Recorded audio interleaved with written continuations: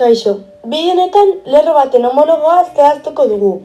Homologia ardatza, homologia zentroa eta bi puntu homologo jakinik. Lerroan puntu arbitrario bat aukeratuko dugu, B izenekoa adibidez. Ondoren, B puntuaren homologoa B' zehaztuko dugu, A puntuaren bidez. Horretarako, B' homologia zentroarekin eta B puntuarekin lerroratua egongo dela jakin behar dugu. Beraz, A eta B puntuetatik lerro bat S deiturikoa trazatuko dugu, eta lerro horrek ardatzean puntu bikoitza izango du. S lerroaren homologa zehazteko, S' puntu bikoitzatik eta A' puntutik pasatuko da.